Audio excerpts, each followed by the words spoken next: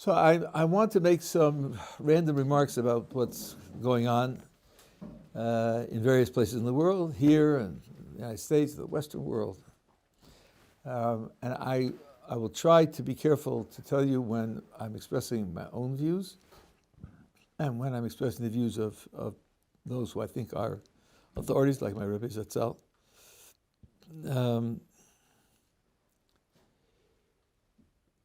The facts are on the table. There's no question that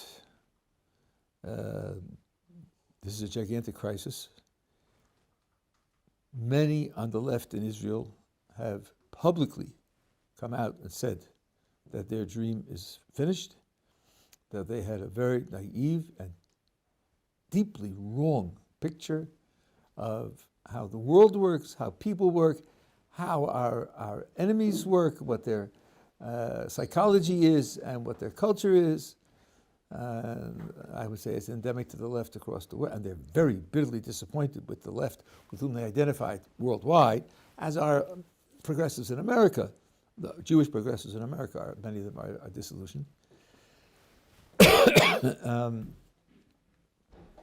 As one person in the world's limelight said, sometimes two wrongs don't make a right isn't the correct rule to use. Just because they slaughtered your people doesn't mean you have to slaughter them. Yeah, it might mean you have to slaughter them. It's not two wrongs. It's the only way to write it.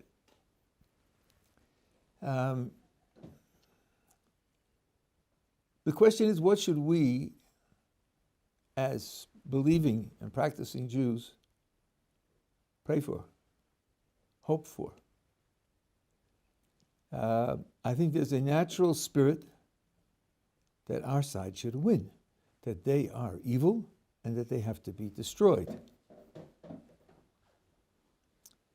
Of the total picture, that's probably 10%. I don't say it's not correct, but it's 10%. And without the 90%, even that correct 10% could be incorrect. What's really at stake here? So I saw some writings of Rav Shach, after the Yom Kippur War. He said about the Yom Kippur War itself, but I would put into this perspective of the 67 War. The 67 War is identified in military history as maybe the most spectacular victory in the entire 20th century. 6-Day War. 6 years later, those utterly defeated Arab armies mounted a counterattack. There was a line of guns at the Suez Canal, the Bar-Lev line. No one can cross that line. Really, no one. That's like the Maginot line in France. But here they crossed it on top of it. Smashed it. They conquered the whole of the Golan. They were ready to come in to attack Tzfas. So they had a problem in information. They didn't come in. By the 24 hours later, when they got the information, the IDF was really there to oppose them. Something like 2,500 soldiers were killed in a couple of weeks. The gigantic failure of information, the whole thing. Now, let's see. I lived through that period of time. In 67, you have the most spectacular success in the 20th century, and 6 years later, you have a spectacular failure and loss. Could you ask yourself, how could that happen? How could that happen? Would you have expected at the end of the Second World War for Armenia to declare war on the United States and fight serious battles? I mean, what's going on? You don't see that it wasn't you? You don't see that it isn't your strength that accomplished the success in the 6-Day War? You don't question your ideology? What's motivating you? Your grasp of the world? The test was to see whether kochi ve'otziv yadi asali es achayil hazeh, that the strength of my hand provided me with this victory. The test was to see whether you can get past that, get beyond that, and see that you're dependent on a higher power. But as Rav Shach testifies, the attitude of those who were leading the state was, we failed, and now we'll succeed. We'll be smarter, we'll be tougher, we'll be stronger, and we'll succeed.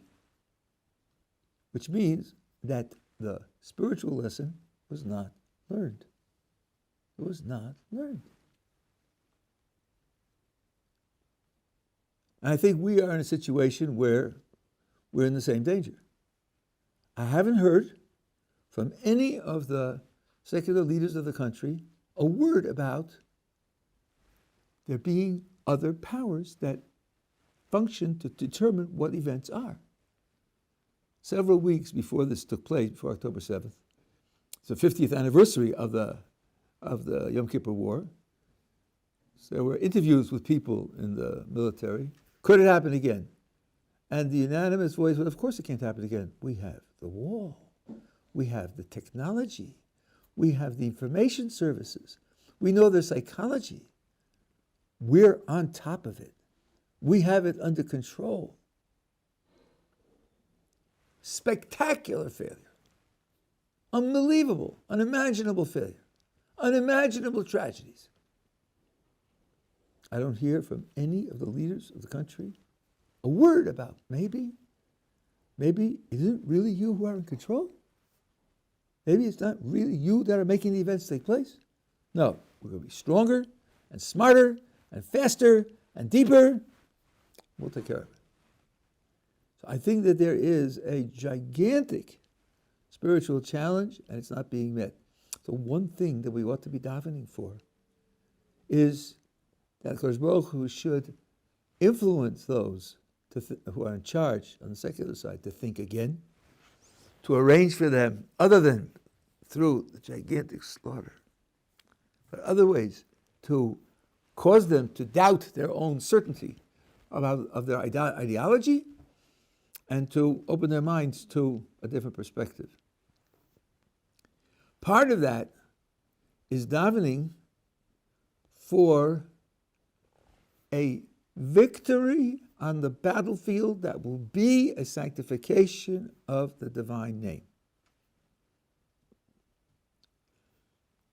Not only a victory that will kill all the Hamasniks, not only a victory that will de-radicalize Gaza, not only a victory that will leave us safe and protected, but a victory that will sanctify HaKadosh Baruch Hu's name.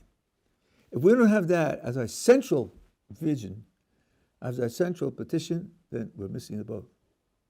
Yes, Jewish lives are in danger, and yes, we would always pray for the salvation of Jewish lives. That has nothing to do with their ideology, what they know and what they don't know, what they believe and what they don't believe. Jews are in danger. We pray that HaKadosh Baruch Hu should save them. But here, there's a whole government and nationality that's at stake. And the leaders and those who have been committed to the wrong point of view aren't yet showing signs that they're reconsidering their position. The leftists, yes, the serious leftists are realizing that their view of the world, their view of a place in the Middle East, the view of the Muslims who are in Gaza and in the West Bank, their view of that has been shaken. No longer do they think you can buy people off with money and kindness and jobs. And this goes on over and over again. I don't know if you ever heard of a guy named Kissinger, who was the Secretary of State in the United States, Jewish fellow, and the lefty idea of détente. Détente was, if we create enough business opportunities for the Soviet Union and we engage them into relations with us where there'll be a tremendous loss to them if they cause us to withdraw, then they'll be incentivized economically and socially to become fair partners in a fairer world. That isn't what brought communism down. What brought communism down was Reagan's evil empire. You're evil, and we will oppose you and work to weaken you and to destroy you and to break you. So this lesson they're learning. But that's a lesson from one secular political position to a different secular political position. This has happened to us so many times in our history. So the goal that we have to hope for, what to daven for, is that Kadosh Baruch Hu will enable us to see in what happens that it's His hand that is managing the events. That will be the real salvation for the Jewish people here and elsewhere.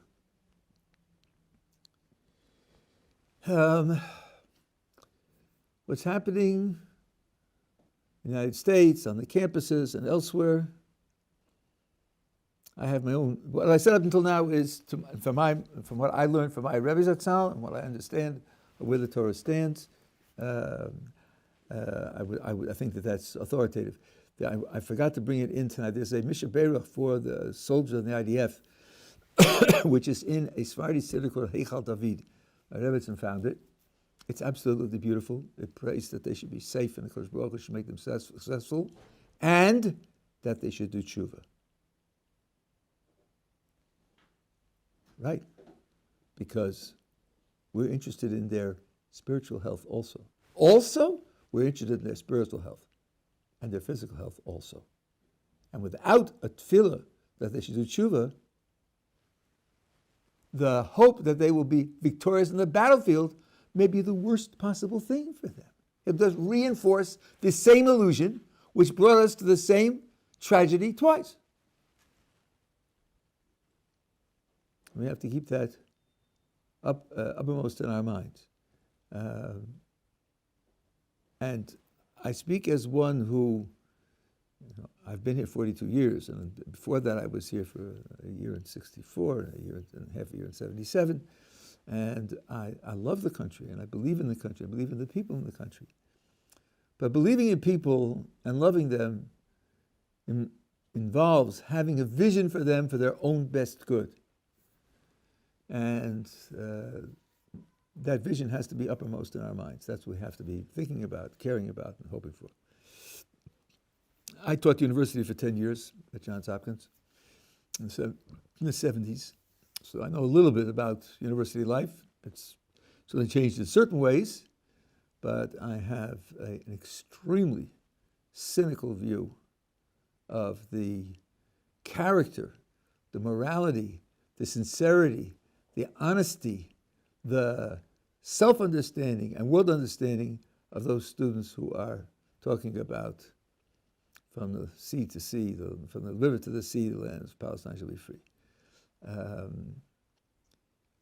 I also, when I was an undergraduate, was co-opted by the left. I also went on peace marches and so on and so on. One of the things we were taught is that this was popular in the 70s. This goes back and forth every 10 or 15 years, nature and nurture. So in that period, it was popular to say that everything is nurture, nature is nothing, your social programming will determine how you turn out, and there's nothing inherent in one group or another group. I began to become interested in Yiddishkeit. The person who was now the Boston Rebbe of Yerushalayim, I guess he's probably 8 years younger than I am. I was close to his father. He was my Rebbe. So I was there often for Shabbos. And I was talking about this. So I don't know, I was probably 21. So he was 13. He said, really? You know inherent differences between people? How do you know that? How do I know that? How do I know that? I don't know how I know it. Professors were feeding it to us, both in the classroom and on the marches. But how do I know that? Why? Just because if a person is born in Ohio and is brought up in Beijing, he'll speak Chinese. Therefore, there are no differences inherently between people. How do I know that? So I went back to the university, I started looking, and I saw that every 15 years or so, there's a swift between how much is nurture and how much is nature. And in the 90s, you had the University of Iowa Twin Studies, which pinned a great deal on nature rather than nurture. It's an unsolved problem, how much is which, because we don't know how human development takes place. So then I thought to myself, they sold me an idea, And on the basis of that and other ideas they sold me, I went on marches and demonstrated. They didn't even bother to raise the question how they knew it. They didn't bother to share what little evidence they could possibly have shared. They just used their prestige and our naivete and our ignorance and our enthusiasm and our easily manipulated emotions to co-opt us into their political struggles. That was the beginning of my shift from left to right. And I believe in that silly expression that if you're not on the left at 20, you have no heart, and if you're still on the left at 30, you have no brain. But there are plenty of reasons to be on the left without a brain. Plenty. One of the strongest reasons that's motivating these students is powerlessness. They know deep down that they're nothing. They can't get a good job. They can't fly an airplane. They can't create a chemical substance or solve a disease. They can't solve a mathematical problem. They can't read a book. They can't read a book. 30 years ago, English majors were reading a Google synopsis of the book or some other synopsis and taking their exams. They weren't reading works of literature. Why read the book? They're incompetent. There's nothing they can do of any significance. Oh, but they can shut their professors up by yelling, can't they? They can yell. That makes them powerful. They can wave flags. They can intimidate people. They can force them to be so afraid they can't leave their rooms. They're powerful.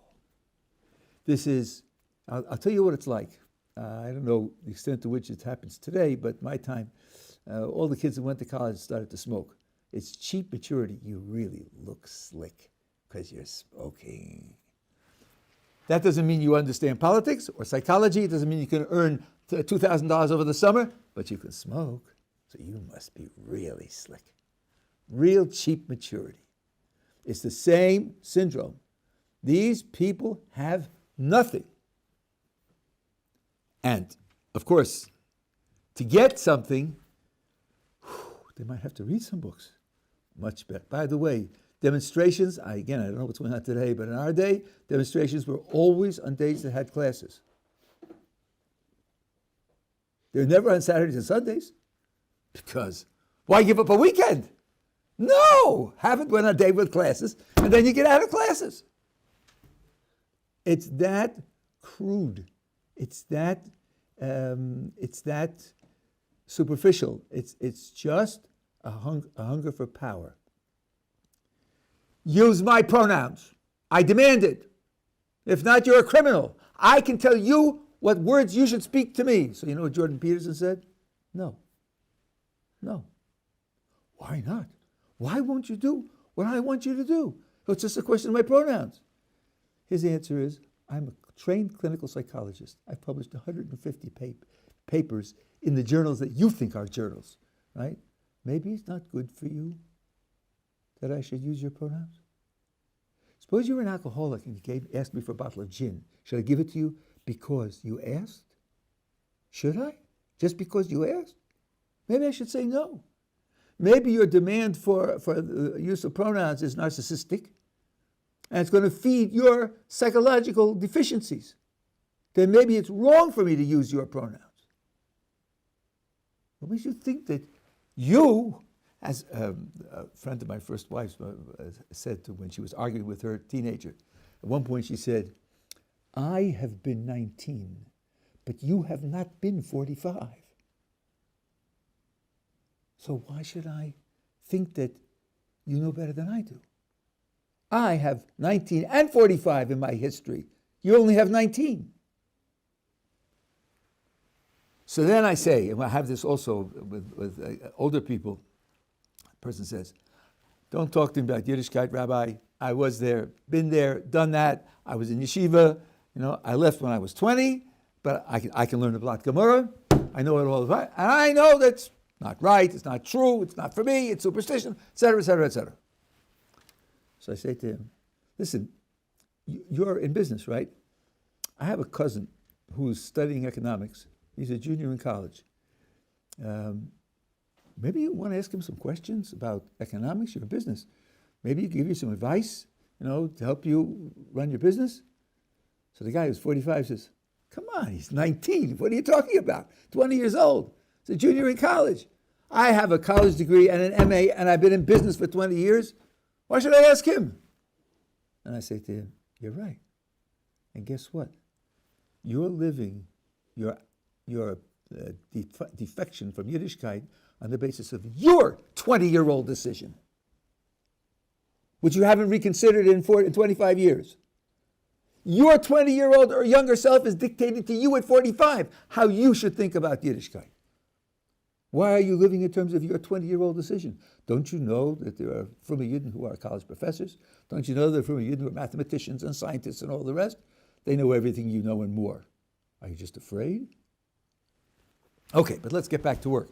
So these people are powerless. That's the first thing. Second of all, one of the most energizing and joy-producing emotions is righteous indignation. I'm right, you're wrong, and you're evil. And you have to be evil. Because the more evil you are, the more joy I get in opposing you. And the stronger I oppose you, the more I self-affirm. Free Palestine has nothing to do with Palestine. Free Palestine is waving a flag to destroy Western culture. You have this narrative that I've even seen it said, Western culture is the worst civilization in the history of the world. No less. The worst civilization in the history of the world. That's really breathtaking in hyperbole, So I get affirmed because I'm opposing absolute evil, and the more I oppose it, the more evil it is, the more I'm affirmed. So it's again an appeal to powerlessness, a sense of meaninglessness, insignificance. What are you doing after all? Jordan Peterson says a lot of right things. He said to someone once about climate, drop everything and solve the climate problem. He says, clean your own room. Your relationship with your family is perfect. There's stresses and so on and so on. Why don't you see if you can fix that before you try and fix the planet? It ought to be easier to make up with your parents than to fix the economies and politics and cultures of the whole world. Let's see how good you are at cleaning your own room. And after that, maybe you could talk about the rooms on your block. And after that, maybe you can talk about making some progress in your town to make people's lives better. Before you take on something that's as global as that, requiring specialized knowledge, which you don't have, and so forth and so on. So it is a cheap shot at feeling important, feeling significant, and doing something important. How many of those 100,000 in London who marched in favor of Palestine volunteered to come to Palestine to fight on behalf of Hamas? How many of them gave $10,000 to Hamas? Zero. They didn't give a nickel. They marched with flags, with all the media there, and they sing songs, they make everybody afraid of them, and they threaten to do violence to people. But to sacrifice something? To undertake danger in favor of something? It's not on the agenda. It's not on the agenda. It's not even skin deep. The whole thing is, I'm just reading now about Somalia. There's a civil war going on, and 2 million people are displaced, and there's looming famine. None of them ever heard of that. Just one injustice in the world. Just one. This one, and always this one. It's not so much, I shouldn't say it's not. Anti-Semitism is definitely there. But it's more than that. This is the one that the Western culture advocates are in favor of. They have to be against this one. If Somalia is having a problem and the Western governments feel this way and that way about it, it doesn't count. It's not a symbol of tearing down the Western world. This is a symbol of tearing down the Western world. So it's not about the Palestinians. It's nothing to do with the Palestinians. We talk about about the Arab countries not taking Palestinians in. Egypt won't take one. They said over and over again, no Palestinian refugees are coming to us. Absolutely not. But what about these leftist communities? Why don't they open their doors to Palestinians?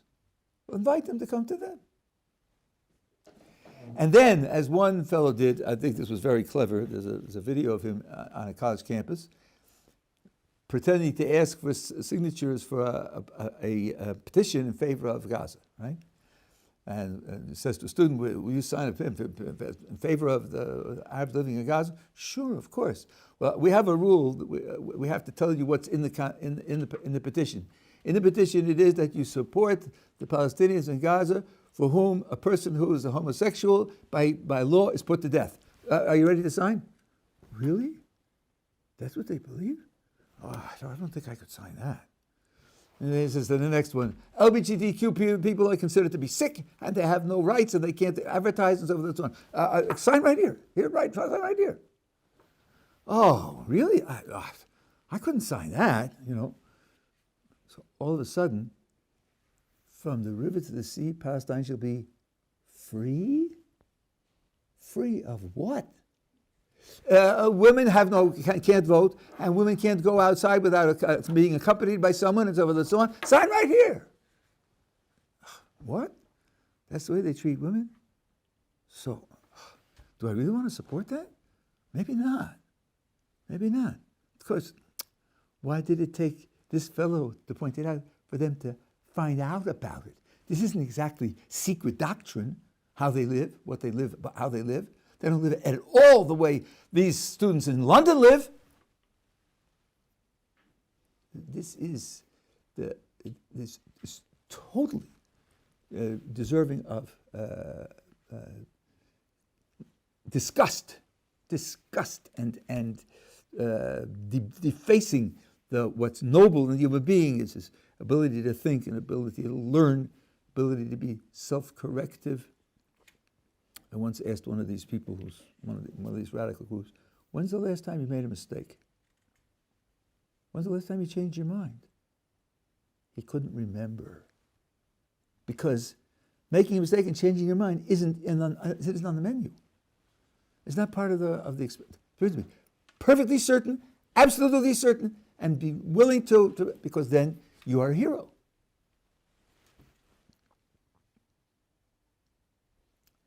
So, what to do? Now here, there's a lot of division of ideas, and I can't claim that I know my ideas are right. I don't have enough of a grasp, but I can tell you my intuition, given the life that I've lived and the age that I'm at, it's a delicate balancing act. You probably never heard of Abba Eban, but Abba Eban was the Israeli ambassador to the United Nations. And during the 1967 war, we were in America, he spoke, and he was a South African, and he knew how to speak.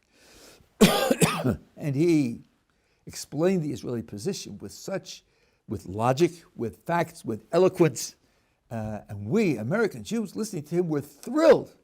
I came to Israel right after the 1967 war because a year before we had bought tickets. My wife and I had bought tickets to spend the summer here. So I was here 10 days after the war. Abba Eban was maybe the most unpopular person in the country. I couldn't understand that. Okay, a lot of them didn't speak English. Still, his rhetoric, and it was translated to Hebrew for them. Why couldn't they understand it? And I got the answer. He should have walked in, pounded his fist and said, "We're right and you're wrong, go to hell," and walk out. Really? That's what he should have done. Wow, you are right, and they are wrong, but it's a big world out there. And if you anger the wrong people, you could make your life a lot harder. It could make things more difficult for you. So the fact that you're convinced that you're right doesn't make it smart to simply spit in everybody else's face. You want to be successful in life, you have to be smart. So it's a very delicate balance between when you stand on principle and when you give in, and how to give in, and how to convince the people to be on your side. I think the present government is struggling with that. And as I said, I'm not knowledgeable enough to know that every particular decision they make is right, but taking it into account, I think, is definitely the right thing to do. Just one detail, you know, of past prisoner exchanges that have taken place. There's a case where Israel released 1,000 prisoners for one Jew. One of those exchanges, this fellow Sinwar, who's the head of the Hamas, was released. He did a lot of mischief. Now, what we've been told in the press is that it's 1 for 1, and the first stage will be women and children. Women and children for women and children, 1 for 1. That's a big difference. The women and children that we're giving back presumably will not be shooting rockets at Israel. And the women and children that we will get back are the people who are non-combatants from our side. And as one of the Arab members of Knesset has said several times already, according to Islamic law, you're not allowed to take women and children as prisoners. So if we could get them back on that kind of a basis, that may very well be worth it. But it's a gigantic change that from what it was in the past. I feel terribly sorry for the families of the kidnapped in Gaza, and I think I understand. I can't empathize, but I think I understand the extreme distress and the commitment. And it's my father, my mother, my sister, my brother. But those of us who aren't undergoing that stress, which I think distorts your thinking, one of the things we have in mind is you're now suffering because of what's happening to your family. But you don't want to trigger something that will do the same for other families, do you? Do you want to trigger and at any price exchange, which will give them another Sinwar, will be another head of Hamas, and engineer the destruction that he's engineered? I don't think in a balanced way you really want that.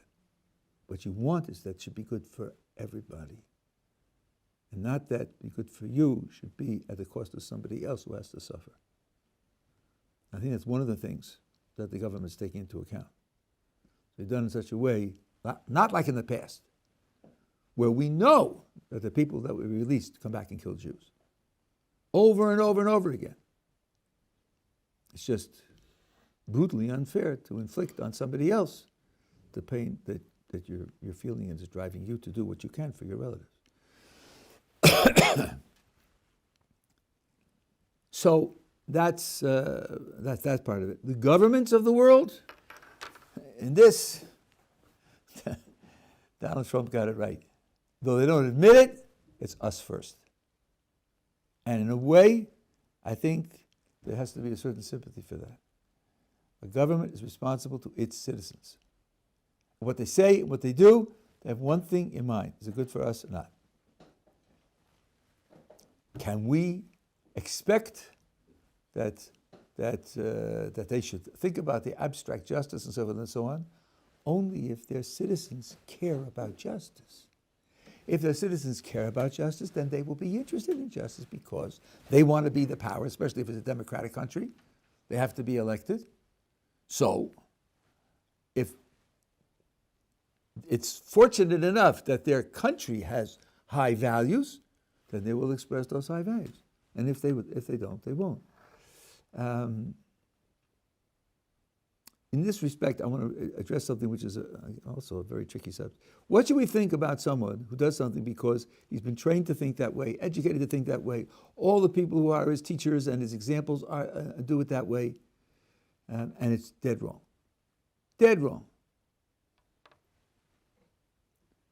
Can we really say that he's evil, that he's doing something? There has to be a certain point where you say that the person is not responsible for what he's doing because He didn't know any better, and maybe in practical terms, he couldn't know any better. Up until 150 years ago, doctors bled people when they had a fever. They were hurting them. Do we blame them? It was medical practice for thousands of years that that's what you do with people who have fevers.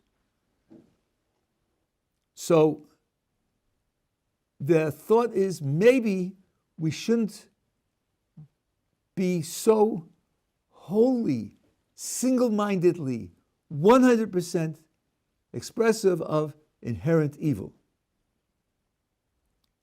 But then don't confuse that with absolute, uncompromising, destructive resistance. How do you feel about cancer cells? Are they guilty? Are they evil? Surely not. They're cells, but I want to destroy them. Yes, absolutely destroy them. And together with bacteria and viruses that cause human diseases and kill people, I want to destroy them. Not because I'm angry at them, not because I think they're evil, just because they're destroying me. The question of the individual guilt of each Hamasnik and all the rest of that, that's up to Kodesh Baruch Hu. But killing and destroying them, absolutely. Absolutely. Because they're out to kill and destroy us. And by the way, I want to insert a little footnote here because some of these things, I mean, as a philosopher, let's say you're interested in animal rights. Yeah, but the real progressives don't stop there. There are rights for trees also. There are rights for streams. You can't dam up a stream. It has a right to the free flowing of its water. You can't mine metals out of a mountain.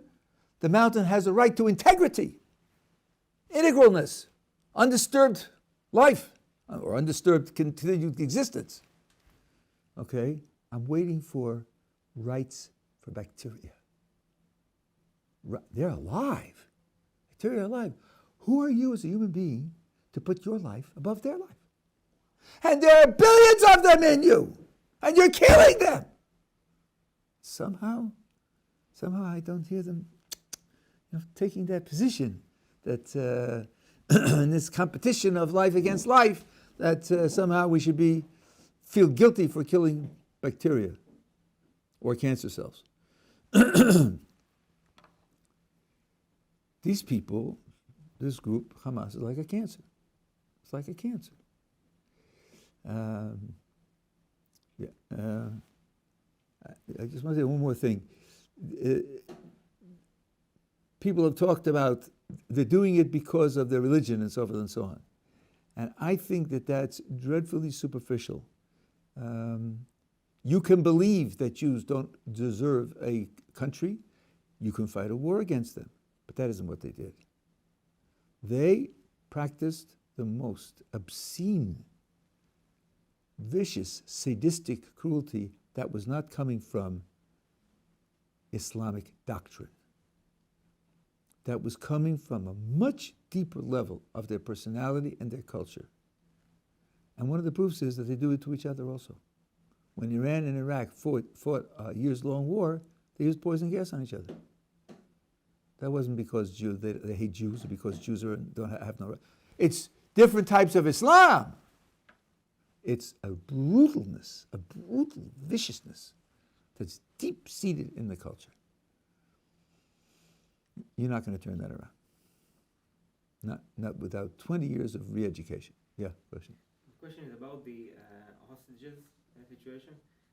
So the fact that Hamas has a lower level for human life than we do, so how does it play out? Because as you mentioned, Rob, in the Shalit deal, it was 1,000 for one soldier. So it's like, say one... So I'll tell you how it plays out. 1,000 for one works like this. They talk about proportionality. This is a joke. They talk about proportionality. So if they kill one of us, we kill 1,000 of them. That's how it works out. That's their equation. Their equation is 1,000 of them for one of us. We accept the same equation. You kill one of us, we'll kill 1,000 of yours. Okay, that was a joke. But it's a joke with a point. That if we take them at their own valuation, they value themselves much less. They used it because, like Arafat said, we're going to win because you believe in life and we believe in death. That's why we're going to win. That and the Arab womb, he said. You won't match our reproductive thing, we'll swamp you with people. There's a certain truth in that. So this way, and this I think this was what they've been saying for the past couple of weeks, the more pressure they're under militarily, the more they'll compromise with a prisoner swap. And I think that's what you're seeing. 1 for 1? It was never 1 for 1. Not once was it 1 for 1. Why are they willing to do 1 for 1 now? Because they're under terrific pressure. They need a halt. They're being wiped out. So it's the pressure that's making them do it, not anything else. So it's not incompatible with going after the hostages to go after the militarily. It's not a distraction from the hostages. This is why I think that the complaint against the government, it's so bitter and accusatory. You've forgotten us, you don't care about us. The government doesn't care about Jewish hostages? Really? Is that what you really think? They don't care? Where are you coming from? What kind of people do you think they are? To me, it's like inconceivability. Elama, something else is going on. A 1 for 1 is an entirely, it's a gigantic step forward. So I think that now Ben Gvir, this is in the press. You know how the prisoners who were part of the October 7th action, you know how they're being held? There's 6 in a cell. They're always handcuffed. They sleep on metal beds. They have a hole in the middle of the cell for their needs. And 24 hours a day, they're playing Hatikva. Let them listen to Hatikva 24 hours a day. And he and others are working for the death penalty. A former attorney general said, according to Israeli law, death penalty for those terrorists is legal. So after having held them that way, they'll go in and shoot them. Certainly appropriate. It's too kind for them to shoot them. Final thing is what to do. I mean, you're here, Baruch Hashem. You're in a place where, at least here, you're protected. If you go back, it's a very tricky situation. There are groups that are enabling Jews to organize and to resist the pressure. I'm not 21. I'm not subjected to that pressure. I can't think myself into that position. But it seems to me, for your own safety and for your own mental health, that's the way to go. Not alone, but to join a group, whether it means to learn how to defend yourself and to be ready to defend yourself. These people are cowards. They're cowards. They're not brave people. That's why they threaten. They yell instead of. And any group, even a small group, will stand their ground. They'll back down. That's what I believe. But at least if you know that you have people and you have people that will stand together, that way you know what you stand for. You know that you stand for something that's right, and you know that you defended it. I'm not telling you to put yourself in a dangerous way, but I don't think it will be dangerous. People will have to make judgment about that. I know that 40 years ago in Brooklyn, in Williamsburg, there was a famous cry, chapsim. When a non-Jew would attack a Jew, someone would yell, and the buildings would pour out with people. And they didn't do it again. Because by the time police arrived, they took him to the hospital. So that definitely worked. I know of a case where a guy was coming home Friday afternoon on the train in Brooklyn, and he got close to Shabbos. And he saw a non-Jew who lived near where he lives, and he said to him, listen, it's coming to Shabbos, and I can't carry. I have my wallet, my money, and so on. I'm asking you to do me a favor. Walk behind me, take it, and just drop it in my house. He said, Rabbi, walk behind you in the street? Not me. Someone's going to yell chapsim, I'm going to be in the hospital. I'm not doing that. So there's no reason why Jews can't defend themselves, and let the mob know that you're not walking away. I think that's a practical thing to do. If you have enough Jews, we'll do it together. Other than that, certainly don't let the leftist crowd demoralize you. I don't know if you use social media or don't use social media. You're probably much better off without the social media. But don't let the incoming messages demoralize you in any way. I had a friend. I was growing up. I was an intellectual. We had a small group, and we were social outcasts. And I asked a friend of mine, when people make fun, call you names and so on and so on, or criticize you, what do you do? So he told me the following thing. He said, look, I asked myself first, does this person who's yelling at me, does he know anything? Does he have any understanding? Is he an intelligent person? So I stop and think, I'll listen to him and see, maybe there's something like that I can prove. And then if I find that there's nothing there, then to me, he's a dog barking. Would you be upset if a dog barked at you? Would you feel somehow victimized, or would you feel somehow inferior if a dog barked at you? He's a barking dog. That's all he is. So you have to realize that these people whose whole self-expression is barking. That's all they can do. They can yell. That's their pseudo-power, to make up for the fact that they know that they're powerless and they're incompetent and they have no abilities. But they can yell. So at that point, you should simply say, I don't have to pay any attention. No matter how many messages you get on your social account, it should be like water off a duck's back. Just disregard it. It's the thumping of the raindrops on the roof. That's all it is. Nakadosh Baruch Hu should have rachamim on us. Should protect us, and that we should keep our focus on Kvod Shamayim. What will add to the honor of Kadosh Baruch Hu in the world, add to the honor of Torah in the world, add to the honor of the Jewish people as representatives of Torah in the world. That's what we have to daven for, that's what we have to hope for, and that's what we have to work for.